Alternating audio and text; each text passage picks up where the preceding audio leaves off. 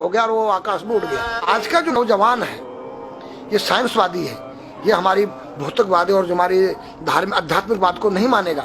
इसको तुम साइंस के द्वारा अध्यात्म को मनवाएगा तो मानेगा। जैसे मैं सूर्य को जल देख करके मैं हर बीमारी का इलाज कर देता हूँ। बताओ कैसे? कैसे बाबा?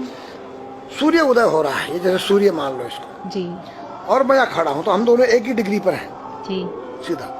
इसकी जो किरण आ रही है वो सीधी आएगी।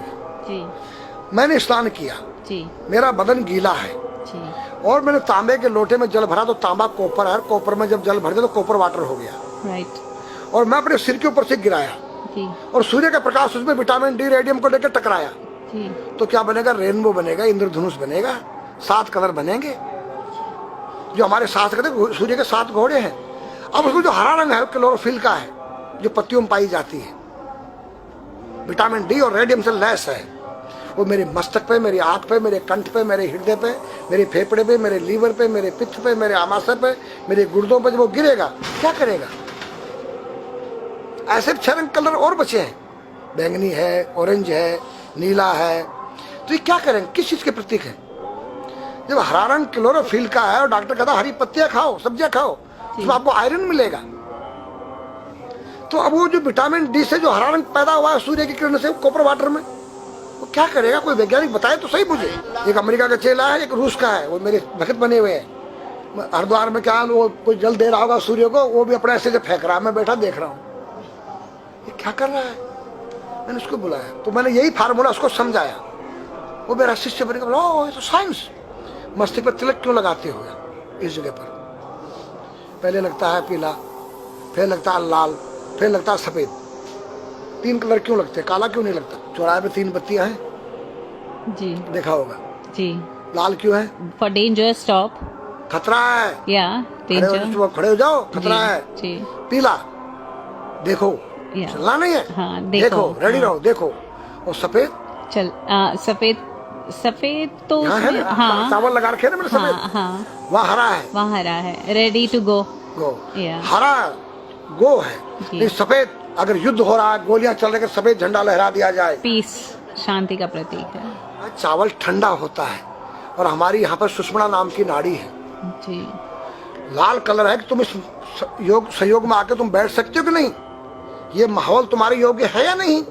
या जुआ चल रहा है, या शराब पी जा रही है, क्या तुम बैठ सकती हो? देखो पीला कलर है, देखो, आना नहीं, जाना नहीं, देखो। ओ खतरा है या ठीक नहीं है, चलो। और सफेद शांति, जी। क्या है? शांति, बैठ सकते हैं। तो ये हमारी जो है संस्कृति में एक वैज्ञानिक है। जब हम खाते हैं गैस बनती है, तो चावल जब पानी में भीगे बाद ठंडा हो जाता है और हमारी सुषुम्ना नाड़ी पर जब लग गया है तो उस नाड़ी को ठंडा करने लग गया है। उस नाड़ी से कोई गर्म गैस को ऊपर चढ़ने नहीं देगा। और हमारे सिर ब्रह्मांड में, हमारे सिर के अंदर कोई ऐसी वायु गैस जाकर तुम्हारे सिर को परेशान नहीं कर सकता है। तो मेरे पास जितने हमारे शास्त्र पुराण ग्रंथ हैं ये साइंस है। मैं साइंस के द्वारा इन वैज्ञानिकों को समझा सकता और रगड़ा सकता। कहा जाता है कि नागा बाबा जो हैं वो कुंभ मेले के बाद विलुप्त हो जाते हैं, ऐसा कुछ है क्या? ऐसा नहीं है। जैसे हम गंगोत्री धाम हिमालय में रहते हैं जी, वहाँ मुझे हिमालय पसंद आया। जी। क्यों? कि तुम गर्मी से बचने के लिए तुम्हारे रूम में एसी लगी है जी, ठंडा पानी पीने के लिए तुम्हारे पास कृत्रिम जो है फ्रिज लगा है जी, हवा लेने के लिए तुम्हारे को पंखे या कूलर जो है कृत्रिम लगे हैं।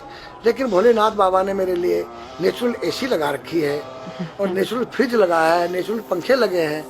तो मैंने सब कुछ त्याग दिया। छाती में तो मैं कुछ लेके नहीं जा सकता हूँ, चाहे मेरे पास अरबों खरबों रुपया जी। खाऊंगा मैं उतना ही जितनी मेरी पेट के अंदर भूख है। पढ़ना लिखना ये तो सहज चातुरी, काम धैन मन बस करन गगन चढ़न मुश्किल। काम धैन मतलब अपने वीर्य को कंट्रोल करना, अपने मन को कंट्रोल करना और अपने प्राण को ब्रह्मांड में यहाँ ले जाना। ये खोपड़ी क्या है? ब्रह्मांड है। उसको कहते हैं समाधि। सारे शरीर के प्राणों इकट्ठा करके इस ब्रह्मांड में मस्तिष्क में ले जाके बैठ जाना, जिसको ब्रह्मरंध्र कहते हैं, उस गुफा के अंदर। ये 3 वस्तु मुश्किल है, बाकी सब आसान है। अपरिग्रह मतलब उतना रखो जितना तुम्हें आवश्यकता है, अधिक मत रखो। अब तुम अष्टांग योग जो है पतंजलि लगा रहे हो और व्यापार बिजनेस चालू है, मेरी दूध को ले लो, टूथपेस्ट ले लो, अब मेरा आयुर्वेदिक अंडरवियर आ गया है। मैंने बोला वो कैसा है कि मैंने गंगा जल में जड़ी बूटे के रस में धागे भिगोए थे तब बनाया था।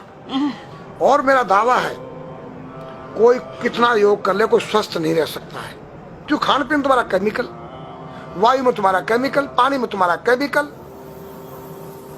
अब जो तुम आरओ का पानी नहीं पी रहे हो, उसके पानी के गुण ही नष्ट हो गए सब। उत्तर को सिर करके सोना क्यों मना किया है साइंस ने? हमारे शास्त्र मना करते हैं। हम उत्तर को सिर करके सोएंगे, दक्षिण को पैर करके। हम जब उठेंगे तो हमारी दृष्टि कहां? दक्षिण की तरफ जाती है। दक्षिण में यम का वास होता है। और जब दक्षिण को सिर करके सोएंगे तो हमारा मुंह उत्तर को जाएगा। उत्तर हिमालय है, भगवान शिव का कैलाश है। साइंस कहता है कि पृथ्वी के उत्तर ध्रुव दक्षिण ध्रुव है। पृथ्वी कैसी है पता है? तेरा सिर, सेम तेरा चेहरा 23.5 डिग्री के अंश पर है। ये थोड़ी सी चुटिया नाप लेना अपनी प्रकार लेकर के। तुम भी नाप लेना, तुम भी नाप लेना, मैं भी नाप लूँ चाहे। ये थोड़ी सी चुटिया 90 पर नहीं है, ऐसे तिरछी झुकी हुई है। ये चुटिया, ये थोड़ी है 66.5 डिग्री का कोण बनाती है। तो ये जो चुंबक मैग्नेट पावर है उत्तर से नॉर्थ से साउथ तक, हम जब सिर उत्तर की तरफ करेंगे तो ये नॉर्थ है, वो नॉर्थ है। नॉर्थ को नॉर्थ धक्का मारेगा तो तुम्हारे दिमाग में और तुम्हारे हार्ट में डिस्प्रोजन होगा और बैलेंस बिगाड़ेगा। इसलिए साइंस में कहता है कि उत्तर की ओर सिर मत करो, और हमारे शास्त्र भी कहते हैं कि उधर मत करो, नीचे उधर दक्षिण की तरफ यम का वास है, उनकी तरफ दृष्टि पड़ती उठते ही। मतलब एक कहने का फर्क है, एक चीज एक ही है। आज हमारे पास योग की विद्या थी, वो गायब हो चुकी है। अब तो जो थोड़ा सा कोई एक चूहा था, वो दुकान में गया, उसको एक हल्दी कंकर मिल गया, बोला हम पंसारी हो गया है। हल्दी मिल जाने से पंसारी बन गया। जो पीटी स्कूल में कभी किया होगा आप लोगों ने, पढ़ा होगा स्कूल में। हाँ जी। उसी को योग कह रहे हैं। योग क्या है? भगवान कृष्ण के पास था, उज्जैन गए थे संदीपनी ऋषि के पास सीखने के लिए। एक ही समय में 16,808 रावणों के साथ बात कर रहे हैं, अलग अलग रूप। योग से अनेक रूप बन सकते हैं। योग हनुमान जी के पास था। जब लंका में घुसे हैं तो मच्छर का रूप बनाया उन्होंने, मत्स्य के समान रूप धर कपि, मच्छर के समान। जब सीता के पास गए छोटे से बनकर, तो पूछा क्या तेरे जैसे ये सब? कि हाँ। फिर तो लंका पे विजय पाना असंभव है। तो हनुमान ने पहाड़ का जैसा रूप दिखाया, हिमालय जैसा। सर्जविन करना, अपने प्राण को निकाल के मुर्दे में डाल देना, उसको प्रकाया प्रवेश कहते हैं, जो आज है ही नहीं, लुप्त हो गई। जो जानता उसने किसी को बताता नहीं।